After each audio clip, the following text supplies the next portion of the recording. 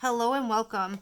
Today I want to talk a little bit about inks. There are two main categories of ink. There is pigment ink and there's pigment ink and there is dye-based ink. These are the two main categories. Now, as stamping has evolved and gotten more in depth, there are variations or hybrids or inks that go in between these. For example, distress inks. I don't have a distress oxide handy, but distress ink and then distress oxide would be here in this spectrum of ink. Dye-based inks, which is more like these two, are inks that seep into the paper as they dry. They go into the fibers of the paper, which make them dry a little lighter than when you originally stamp them. They also dry very quickly, which is why we like to tend to use these for our stamping projects. Pigment ink, VersaFine and VersaMark are two great examples. Distress Oxide is another great example. Sit on top of the paper. They're opaque. They give a nice crisp black when you stamp them, or they're great for heat embossing like VersaMark because they stay wet longer. They allow us to do a whole different a set of techniques. We're going to focus on dye inks today, specifically distress ink. You could use any dye-based ink for this. So if you have Stampin' Up! Inks, Close to My Heart inks, Altenew, just look and see if it says dye ink on it. The distress inks are more like dye inks. They behave more like dye inks. So I'm going to use these today with my picket fence brushes to show you a cool technique. So we often use these inks on white paper. So when we sponge on white paper, let's just take a little piece of this. We expect to get red because the paper's white, so it's going to take take the color of the ink, and that's the color it's going to appear. However, because they're translucent, we can also sponge on colored paper to get a different look. So today what we're going to do is we're going to make some cards using colored cardstock to get some effects. So I hope you'll hang in there with me. Let's get started. Okay, so I pulled out a bunch of distress inks in colors. I'm making a sunset or going for a sunset. So I might not use all these, but I pulled out a variety of colors here. And you can see a spice marmalade, seedless preserves, wild honey, dried marigold, festive berries, and squeezed lemonade. So we'll see what we use. I'm just going to put them all up at the top of my workspace here. And I also pulled out a couple different colors of paper, and I'll explain why. So I have a really bright yellow. This happens to be a really retired color from Stampin' Up! Called Yo-Yo Yellow. I have two of those. I have two of white, and then I have two of a more muted yellow, which I think it's called So Saffron from Stampin' Up! The paper doesn't matter a whole lot. I just wanted a couple different color choices to play with so I can compare and contrast at the end to see how this turned out. So what I'm playing with is one of the properties of dye ink. Dye ink is translucent. And we often, I think, as crafters forget this, and I'm wondering how this is going to turn out, but translucent means you can see through it. So we often use ink on white paper and sponge on white paper, so this gives it a whatever ink, the color the ink is. If we sponge with this, it's going to look orange, and that's the color. But I'm like, well, if you sponge on a colored paper like one of these, the color of the paper is going to affect how the ink looks because you can see the paper through the ink. So I wanted to play around with this a bit and see what we get and see how this affects like the colors in a sunset, because it should be much richer. And I thought, well, let's give it a try. So let's start here. Let's create a control. Let's start with some white paper. I'm going to put a mask, and actually before I put the mask down, I'm going to get out my squeezed lemonade, and I'm going to pick up some of that ink with my brush, and I'm going to sponge that down on the paper. I have no idea if these need to be re-inked. So and it's very light, but creating a circle of yellow. And squeezed lemonade is really, really light, which is okay. Now I'm going to put a mask over this, and this is just Post-it note paper. And then I'm going to work my way out and make a sunset. So let's see. I want to keep that down, so I'm going to start brushing this over. All right, hang on one second. I'm going to get more adhesive for my mask. So I just put some more temporary adhesive on the back of my post-it note to help that stick down a little bit better, so I can go over it with the brushes.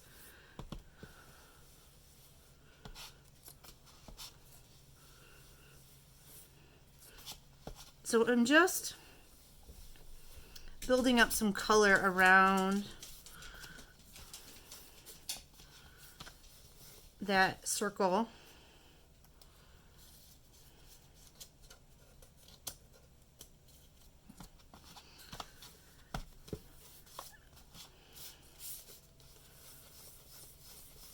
Okay, and that was dried marigold. Now I'm going to come in with a darker orange. Really like that.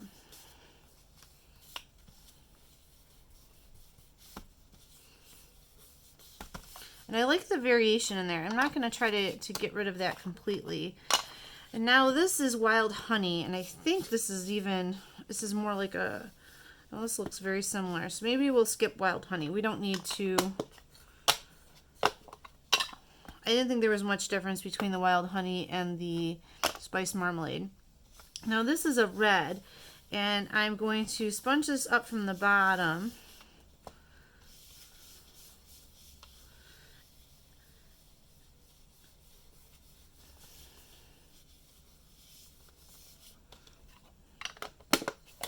Okay, there we go. So now we can pull our mask off, and we have our sunset scene.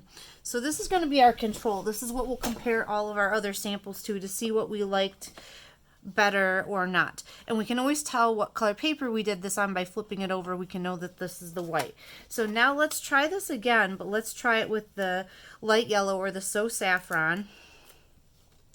We'll put our mask on. This time I'm not going to sponge the yellow, because the yellow is we're going to get that from the paper.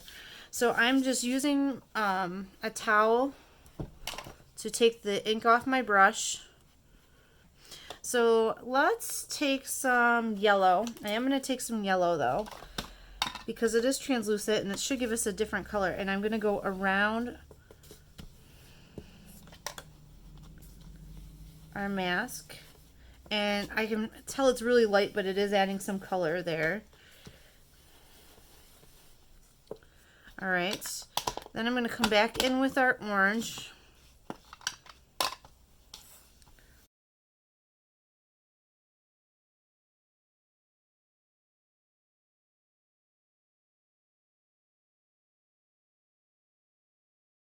And we'll set this aside. We'll do a comparison here at the end. But you can see that it definitely does look different than the first one. So we'll set that aside. And now let's repeat this one more time. And I'll speed through the blending here just to save you some time. But I'm going to do the same colors that I did on the first two.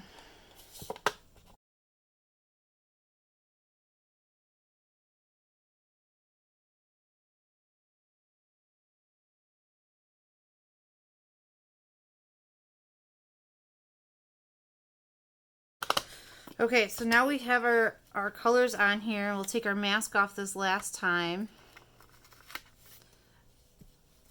and rub off the adhesive. Oh my gosh, these three look so different. So I'm really glad we did this, because I think depending on what project you're doing, you're going to see that you get three very different results. This one is our white. This is the white, our control. So let's compare them to this. So our yellow, our soft yellow, the So Saffron, and the white, they look very different. This, at least for me in real life, this one is much more muted. This reminds me of like right before the sun comes down at night. You have that like grayish tint to your sunset, and that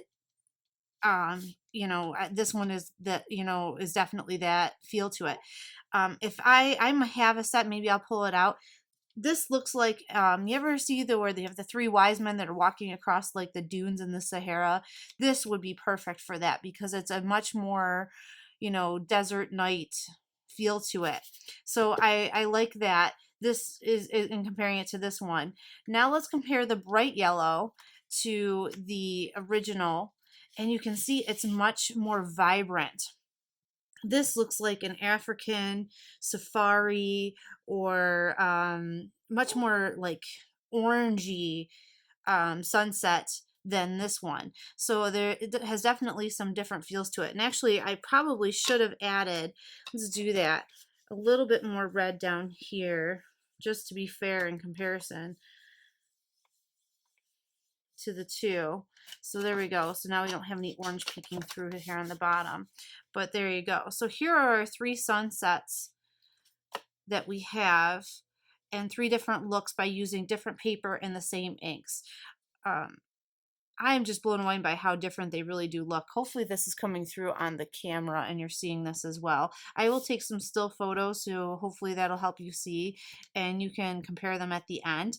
What I will do now is, I think what I'm going to do is make 3 more, and I'll then come back and finish them off into cards so you can see different ways of using these, or how this would be beneficial to you, or might just give you another idea of how to use your inks and it with stuff you already have. You know, you probably already have colored cardstock in your stash. So I'm going to do 3 more, and then we'll finish them off into cards, just so we have a little bit more comparison in the bunch. All right, hey, I'm back. I've got the cards to share with you. So I decided to use 2 stamps to finish them up. I used this cowboy and cowgirl for the horizontal cards, and I used this tree for the vertical cards. All the stamps are by Blue Knight Rubber Stamps. I will link to those below. They, this company, if you're unfamiliar with them, sells wonderful silhouette stamps, and they're my favorite for this kind of thing. So when I went to go grab stamps, this was a natural choice. So let's look at these a little bit. Let me set my trees aside. Let's look at our cowboys first. So I had to write on the back with a little s, this is the saffron. So this was the muted yellow, and compare that to, this is the dark yellow. Just such a different look and feel to it. And then this is the white. This sentiment comes in the stamp set, but I wasn't sure I wanted to put it on all of them, because this, I don't know. So I'll decide what sentiment I want to put on the other ones at a later date, but very, very cool. So you get 3 different looks. I think they're all wonderful, and it's just something to play with. So I hope you enjoy those. And then we look at our trees.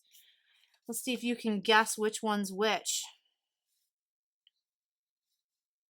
So we have our 3 different trees, and I believe this is the white. Oh, I'm wrong. This is the saffron.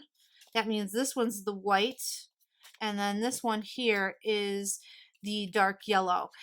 Here's what I would, honesty time. These 2 are so similar, and these 2 are so similar. I don't think it made a very big difference in how the card turned out. However, there is a huge difference between these 2, or these 2, it doesn't matter. The way that dark yellow took the ink to another level and got a whole nother layer of richness in it. Look, I mean, look at the difference between these reds. These are the same reds, but just a whole nother layer of richness to them.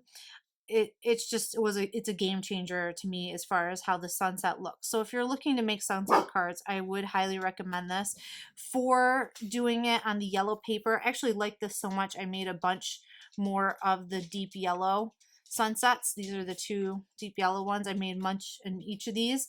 You really only need to use 2 ink colors. I used the Spice Marmalade and the Festive Berries, and I was able to sponge the sunsets very, very quickly. And then once they were all sponged, I went and stamped them. And so I'm going to put those on my craft table this weekend for my craft sale and see how other people like them as well. I'll leave some still photos. I hope you learned something from this. Please leave me a comment. Let me know. I'm thinking about making this into like a series maybe of like random techniques. I don't know. I'm not quite figured out exactly what I'm doing with this, but just, you know, how to use products we already have in kind of a different way. Your comments really help me keep inspired. I will link the Blue Knight stamps below. And please subscribe, share, do all those things. That really helps for people to find me on YouTube. At any rate, I look forward to seeing you guys next time. Here are the Yeah, I'm